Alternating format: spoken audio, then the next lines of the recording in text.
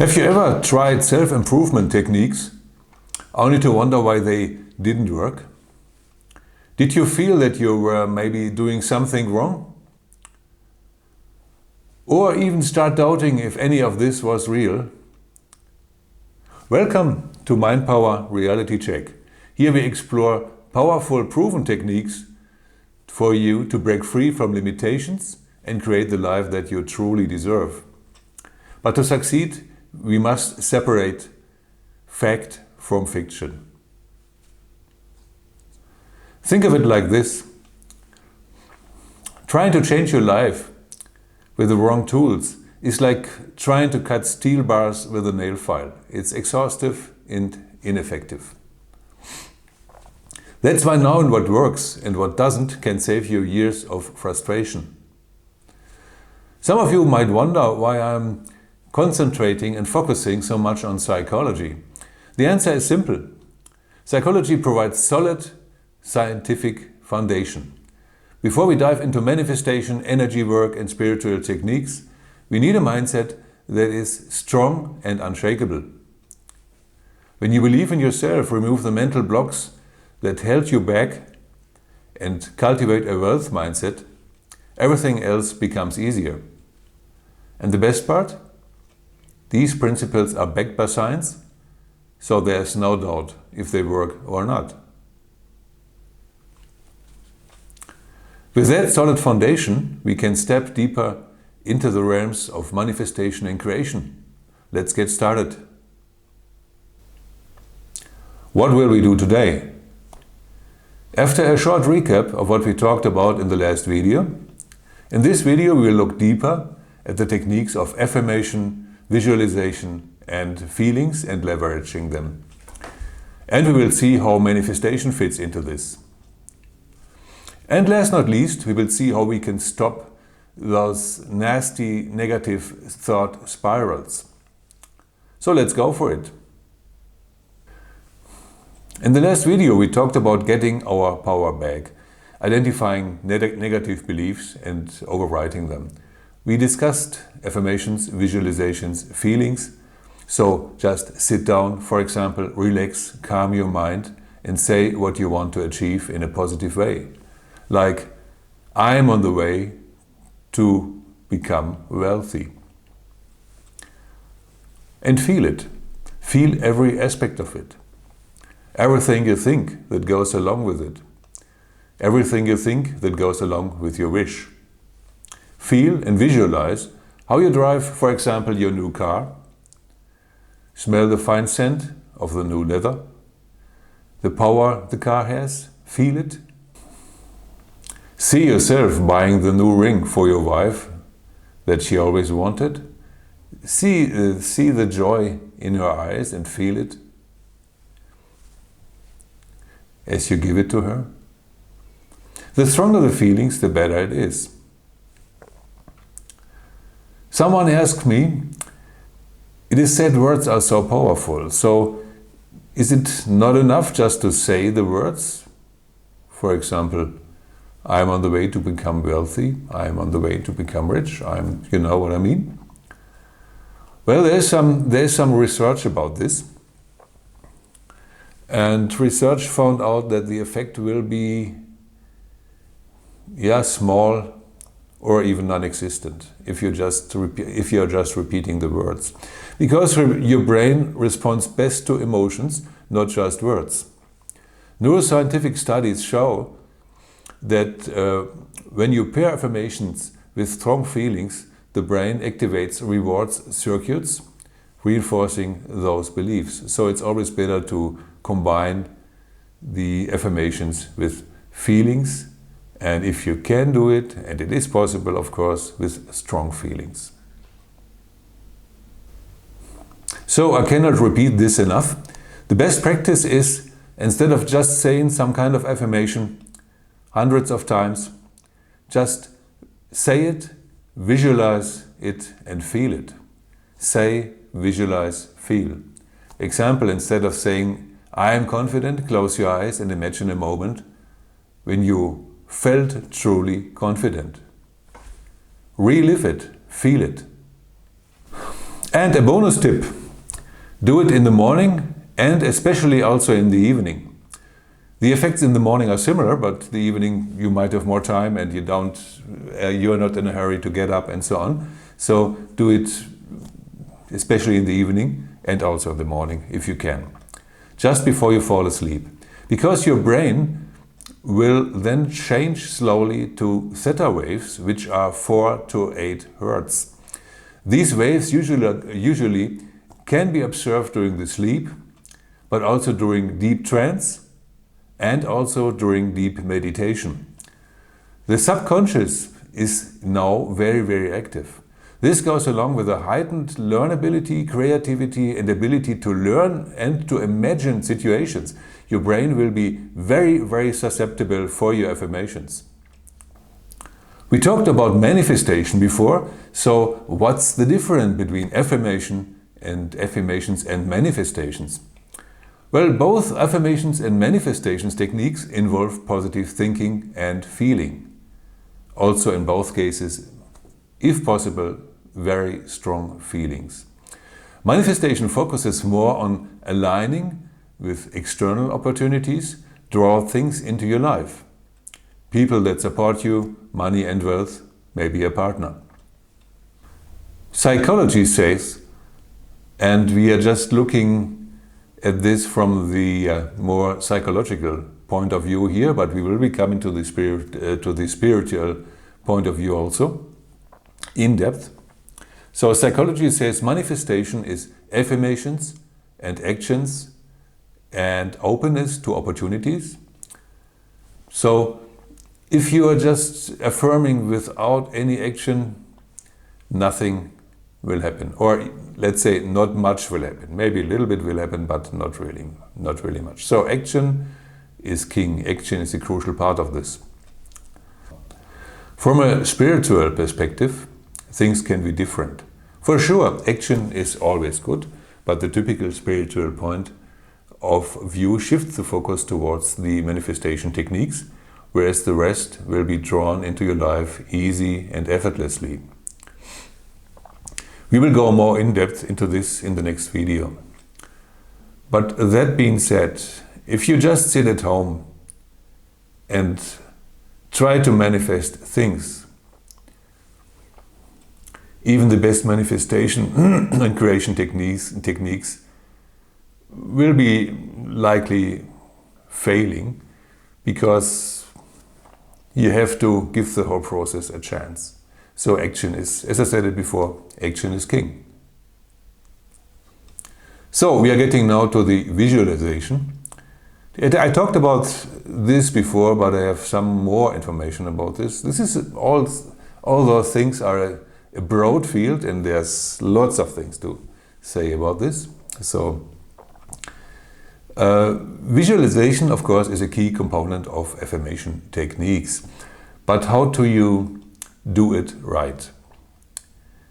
First of all, use the first-person perspective. What does that mean? So research by Dr. Guang Yu, hopefully I'm pronouncing this correctly, from the Cleveland Clinic, found that when people visualized lifting weights, they increased muscle strength, even without lifting a finger. So here you see some exception from what I told you before. But of course, even here, action could assist, of course, and would be a strong factor if you really want to increase your muscle power and your muscle weight. It would also be better. But for what I would like to show you here, it's a fascinating fact that the muscle strength increased without lifting a finger. But the key was, in visualizing this, was seeing it from their own eyes, not as an outsider. So we have to engage all senses to have the best outcome, the best effect. The more detailed your visualization is, the better it is. Imagine, for example, the colors of the surrounding, the sounds of the background, the smell of the air, the feeling in your body. How does your body feel? Everything that plays a little role also there in this scenario. Just imagine it. And the more detailed the imagination is, the better it is, the better the results will be also. Another thing, of course, what also matters is repetition. Everybody of us knows this from school, from other endeavors. If we want to learn something, we usually we can just do this via repetition. Repetition is also king in this case. If you want to learn some kind of new language or so, we have to learn the words, and we have to do this by repetition. Usually, almost nobody can do this just by reading a list of new words once and their meaning in their own language and knows to speak the language. This doesn't work. So you have to train and you have to repeat. And the same effect can be observed here, of course. The brain learns through repetition. This is human. And for example, Olympic athletes are just practicing mental rehearsal. They are just training mentally. They just sit down and going through every aspect of their training, every aspect of one process, depending on what they do. For example, some kind of weightlifters, they are just visualizing how they grab the weight, what they are doing, how their stance is, and so on. So every little aspect. So I'm not a weightlifter, I'm not so deep into this, but you know the point. So every aspect of it has to be thought of, felt, and so in the end they have the whole process in mind and can do it then in reality also. And it helps a lot. And this is state of the art for good athletes. It's state of the art that every athlete is doing this mental rehearsal technique to boost real life performance. Of course, they only have to train in real life, so it's not possible to do it without. So the best practice here is visualize your goal every day and feel like you are already living it. Our next item of today is those negative thought spirals we are encountering now and then. Some of us more, some of us not so much.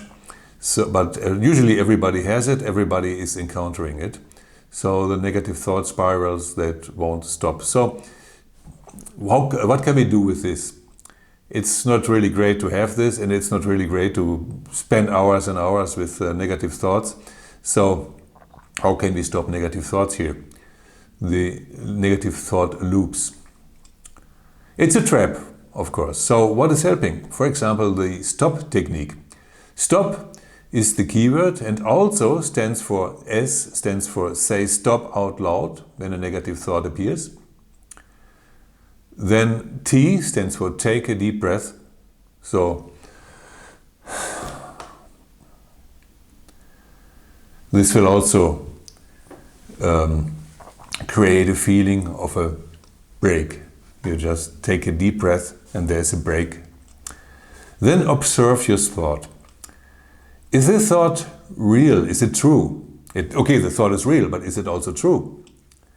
And P stands for pivot. Replace it with a positive, more rational thought. So, how is the process here? For example, if you just think something negative during a task, you think, why should I do it? I always fail at this. I did this before, so why should I do it? This can be a negative thought, and the more you go on with the task, the more this thought is coming back and back again, and you're just repeating it over and over again, and it's just bothering you, and in the end, many people are just saying, oh, I'm not liking to do this task anymore, and if they have any chance to stop it, they will.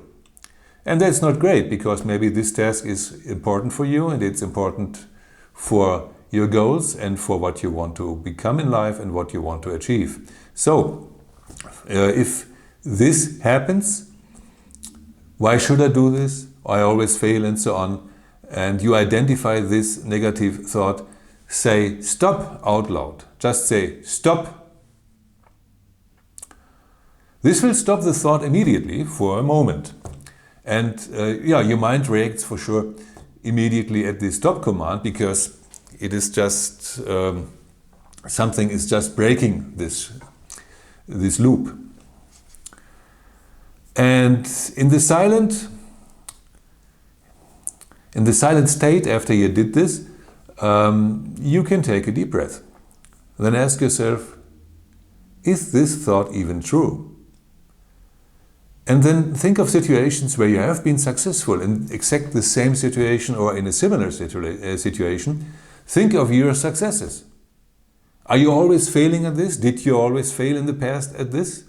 I don't think so. So bring those things into mind and say, well, the thought is wrong. Yes, I failed, maybe a month ago, but not always. So the thought is wrong. Realize deep within you that this thought is wrong. That's a wrong thought. And then finally, replace the thought with, here in this case, I am learning and improving. I am getting better every day. So over time, you will replace this thought with something positive. And if you think of it, we all learn from failures.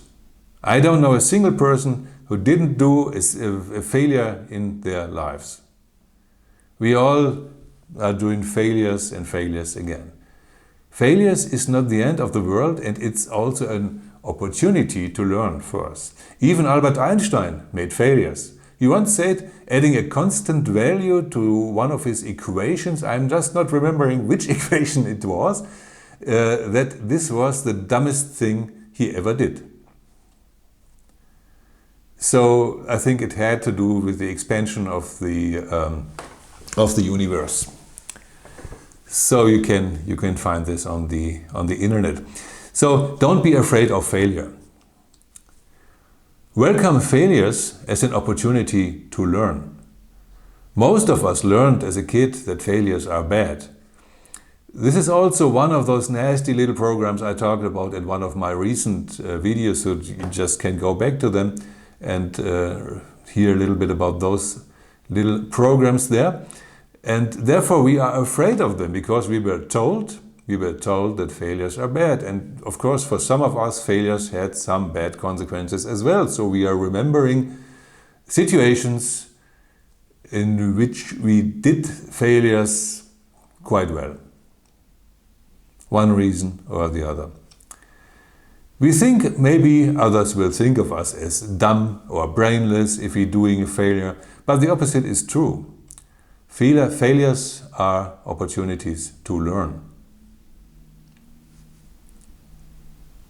If you don't repeat the same failure over and over again, of course, so if you're doing the same failure 10 times, then there might be something wrong, but who of us is doing this? Not many. Great that you're still here. Here's some wealth bonus affirmations you can try out. Wealth and abundance come to me effortlessly.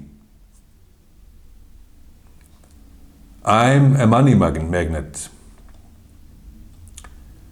I have always more money than I can spend. Money that I spend comes back to me tenfold. I am always at the right place in the right time. I love money and money loves me. I deserve being rich. I am open for wealth and abundance that life brings to me. Write in the comments what happened after using the techniques and affirmations of today's video. So, what did we do today? Just a short recap. We enhanced our knowledge about affirmations, visualization and feelings, and looked at where manifestation fits into it. More of it, or more of manifestation and creation and so on, is to come in one of the next videos. We looked at the right way to visualize, and we stopped the negative thought spiral or negative thought spirals with a stop technique. And overall, in the last videos, we have explored the psychology behind success, affirmation, self-perception, mindset shifts, and the power of belief. We looked at science, the studies, and the practical techniques that can change how we think and act. Powerful techniques for a better life. In the next video, let's take a further step. Many people who practice affirmations and visualizations say that there's something more to it, something just beyond psychology and something just beyond science. Some claim that thoughts don't just influence our actions, but actually shape reality itself. The idea is at the core of what's often called manifestation or creation. We will explore it, check what is behind, and see if and how we can leverage it. Till then, have a great time. If you found this useful, like and subscribe. I'm looking forward to seeing you in the next video. Bye for now.